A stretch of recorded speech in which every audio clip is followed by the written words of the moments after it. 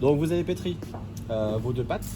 Donc vous avez une pâte comme prévu hein, sur la fiche recette, une pâte à 800 g nature, une pâte à 600 g nature et 1000 g de pâte noire. 600 g, c'est elle qui va faire le socle. Bon, ça on va le faire en rouleau, tout simplement. Là il faut vraiment avoir quelque chose de rond.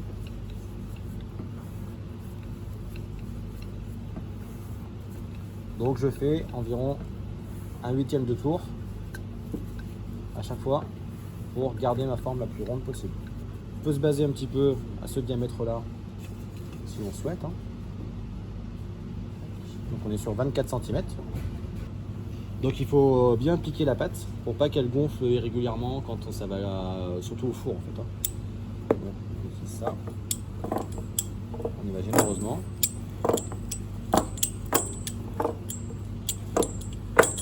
Voilà. De toute façon ça ne se verra pas hein, ça. Alors, je peux la remettre un tout petit peu en forme si besoin. Voilà. Voilà. On va juste un tout petit peu. Voilà. J'ai retrouvé mon diamètre. Je vais la disposer délicatement en enroulant autour de mon rouleau pour ne pas la déformer sur ma plaque. Donc ça c'est pour le socle. Simple, rapide, efficace. Noir bien sûr qui ira elle en dessous. Hein. À étaler aussi au laminoir à la même dimension. Alors la pâte noire, souvenez-vous, vous avez 1 kg. On a 1 kg de pâte, mais pour autant on ne va pas l'étaler plus, donc forcément elle sera plus épaisse. C'est voulu, hein, la pâte qui est en dessous. Voilà. Ce sera celle-ci. Hein. Et un peu plus épaisse. Celle-ci sera plus épaisse que la nature que je viens de détailler à l'instant. C'est volontaire.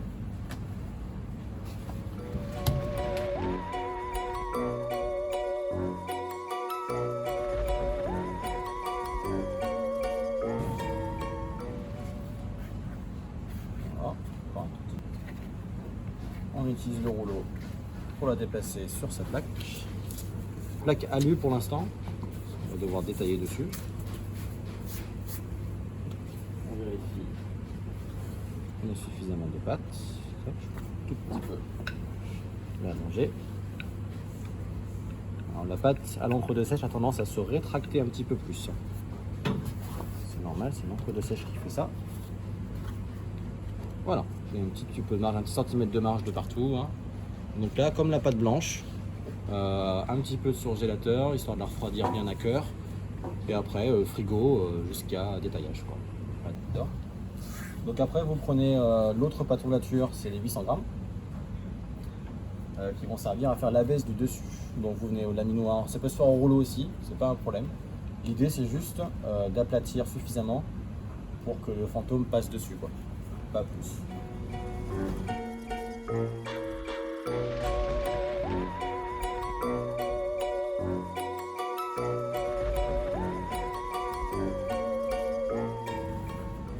Là j'ai assez de pâte, c'est bon.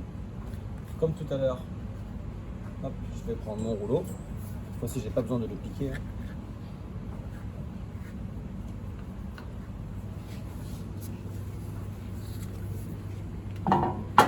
Je vérifie une dernière fois que j'ai suffisamment de pâte.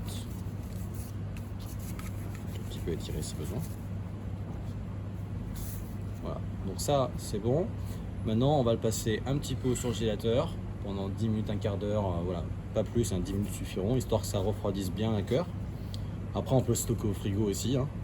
Ce qu'il faut c'est que la pâte soit bien froide, mais pas congelée, pour pouvoir la détailler très précisément. Okay. Donc la pâte est bien froide, il y a eu un petit peu de surgélateur, un petit peu de frigo jusqu'à l'utilisation. Donc vous voyez, elle se tient bien. Je vais enlever ma feuille là pour pouvoir découper directement dessus. Alors je prends mon fantôme, je viens le poser dessus, soit avec un petit peu de tour d'office, pardon, soit avec un cutter. On vient simplement détailler le tour du fantôme.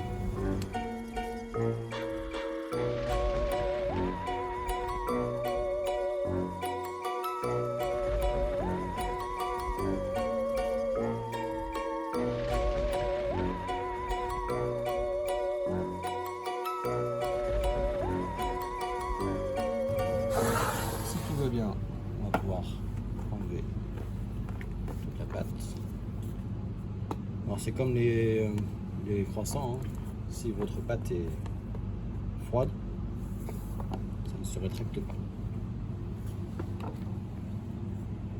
Vous disposez votre abaisse noire sur votre plaque. Vous assurez, des fois elle peut avoir bougé un peu, donc n'hésitez pas à remettre votre fantôme dessus pour voir si ça a bougé un tout petit peu. Et voilà pour la noire. Pour deuxième abaisse, donc c'est l'abaisse nature. Elle aussi est bien froide. On met son fantôme dessus. Tac, même histoire. Alors là, il faut faire le tour aussi, mais les yeux et la bouche. Donc on va commencer par le tour. Et là, surtout, il ne faut pas bouger le petit carton. Et on va venir faire, bien sûr, la bouche et les yeux. Donc là, il faut bien mettre ses doigts sur la pâte.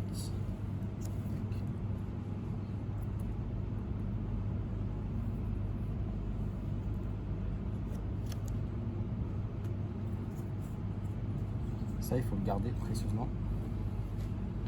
Ça servira de cache. Alors là, on a fait les choses bien. On a fait des yeux avec une forme un peu spécifique et tout. On pourrait aussi, pour faire les yeux, prendre un emporte-pièce rond. Et ça fonctionne aussi, hein, pour l'initiation. Ça fonctionne très bien aussi. Mais là, voilà, si on veut se faire un petit truc sympa, il faut forcément passer par un petit peu de détaillage.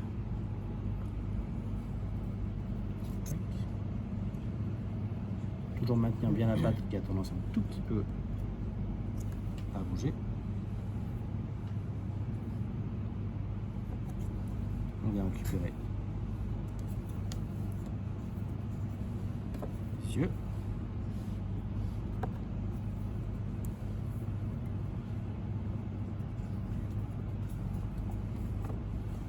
Voilà. Là, elle est finie détaillée. Il faut absolument garder les yeux et la bouche que vous avez détaillés. Ça servira de cache pour tout à l'heure.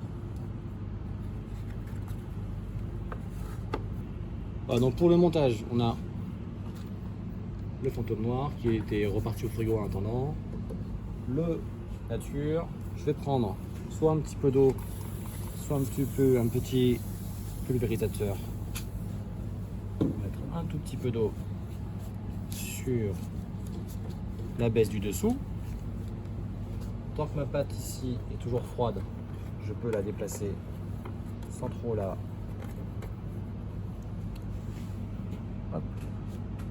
modifier de forme, et je viens la déposer par-dessus. Donc voilà, moi j'avais fait la baisse noire un peu plus grande que la baisse nature, ce qui permet d'avoir une délimitation sympa autour du fantôme. Voilà, pour avoir un farinage bien net, très légèrement mouillé. Voilà, comme quand on fait un pochoir par exemple. Tac. On dispose les caches dont on a besoin. Ici, les yeux.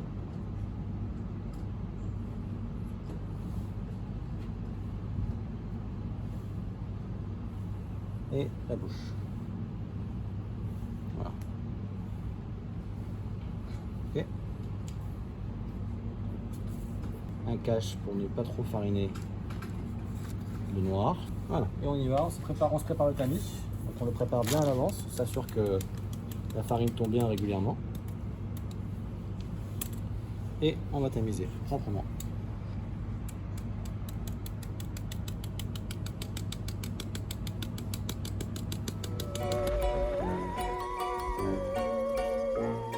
Tout se joue là en fait, hein. C'est la netteté de votre farinage, du tamisage, hein,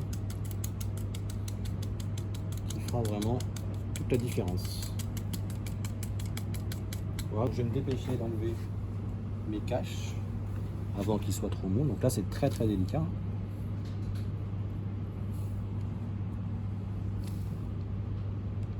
Prendre le temps.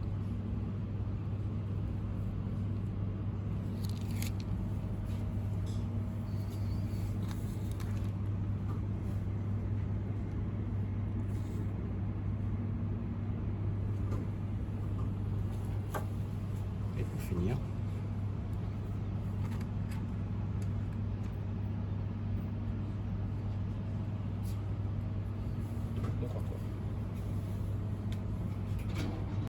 Donc une fois qu'on a fini tout ça, on a une petite scarification à faire. Ici, on va s'en servir pour créer les détails de la robe du fantôme, si vous voulez.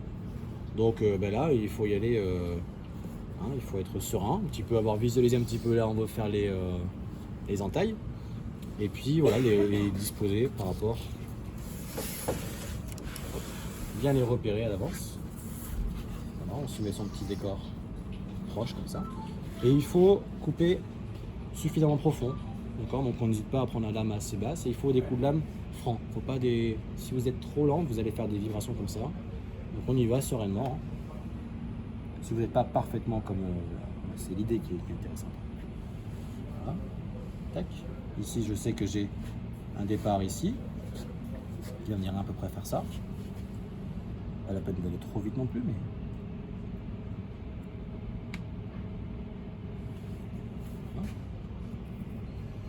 Ici, je sais que j'ai un départ aussi.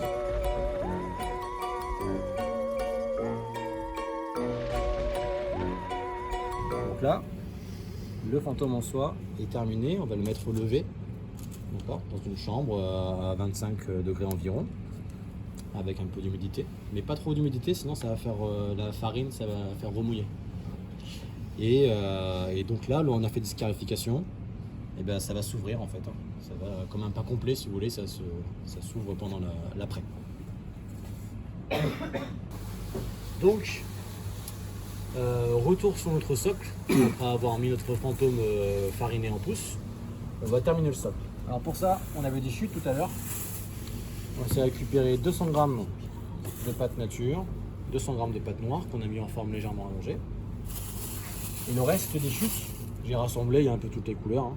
J'en ai fait un petit rectangle comme ça, que j'ai laissé à détail. Alors, première chose à faire, ça va être une sorte de torsade qui va venir se mettre autour du socle.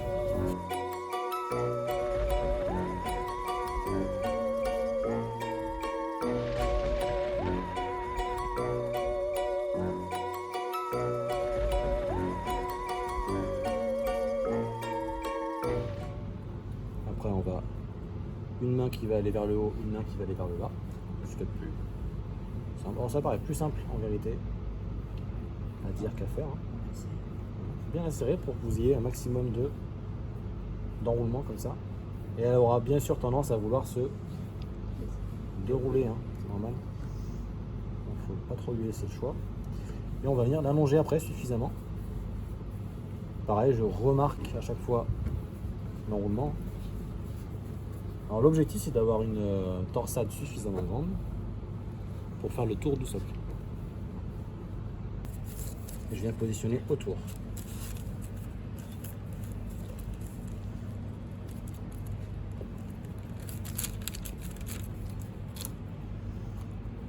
J'aime bien appuyer comme ça. Voilà.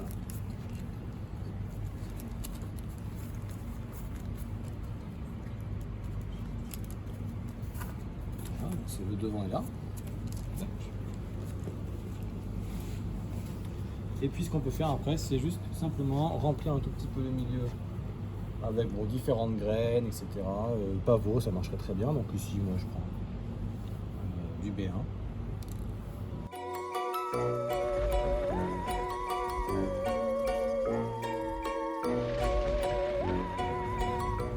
Dernière chose à faire avec les chutes, du coup, c'est les cales. Donc je vais rassembler la fin de mes chutes, donc c'est un petit peu dans toutes les couleurs, peu importe, il n'y a pas d'importance. Je vais venir l'étaler. J'ai un gabarit ici qui fait 10 par 22. Je vais essayer de m'en rapprocher au mieux.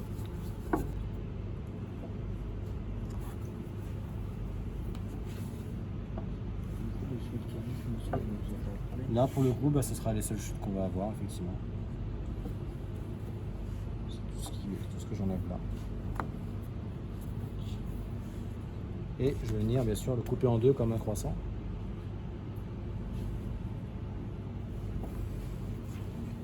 Je les dispose Attention à bien garder l'angle droit que vous avez créé ici.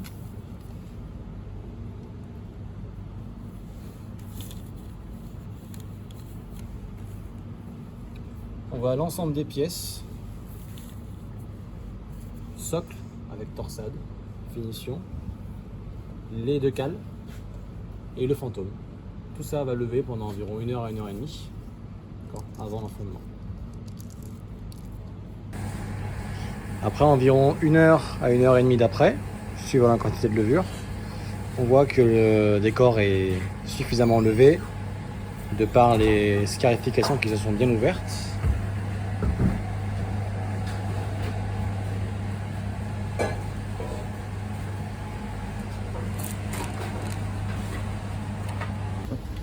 Donc pour l'enfondement, 230 degrés au four à sol. On va d'abord mettre de la buée au maximum.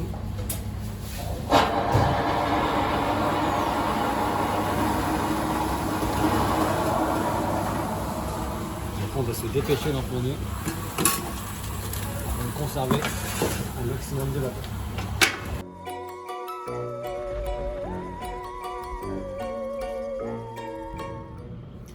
Donc voilà, votre produit est cuit. Donc voilà, normalement il n'a pas trop bougé, il a juste pris du volume. On a les scarifications qui se sont bien ouvertes, on l'a bien laissé sécher, donc il a cuit une bonne heure comme ça, et après on a laissé la porte ouverte au moins 10 minutes pour avoir un beau séchage du produit. Alors, dans un premier temps, on se fait la colle alimentaire qui est faite de 50 g de seigle 130 et 40 g de blanc d'œuf. On vient mélanger à la spatule. Alors déjà on va le positionner, on va voir un petit peu comment ça va se mettre en place. Donc évidemment la soudure de votre tresse, derrière, là, ça ce sera le devant de votre fantôme sera ici. Je le positionne un tout petit peu, je regarde où est-ce que je vais le mettre. Il va se mettre à plat, parce que vous avez un plat au niveau du bas du fantôme, ici. Évidemment, le côté penché sera collé au fantôme. Une première colle, une première comme ça. D'accord. Vous pouvez la tenir peut-être Fabrice, celle-ci, juste là. Et la deuxième bien sûr à côté. Voilà.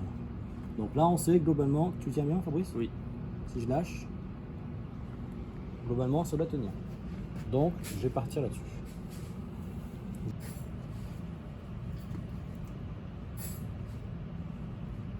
Voilà. Tac.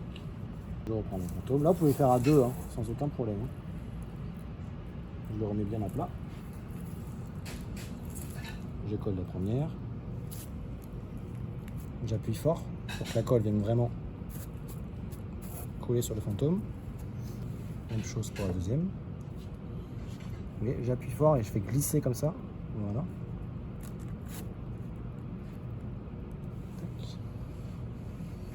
Là il tient là, toute logique. Je reprends.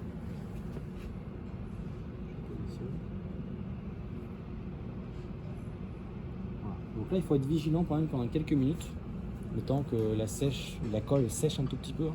Il est possible que avec la gravité il bouge un tout petit peu. Donc soyez vigilant pendant bien 10 minutes, un quart d'heure. Régulièrement allez voir s'il n'est pas en train de tomber. La colle est assez ferme, c'est volontaire. Normalement ça sèche très vite.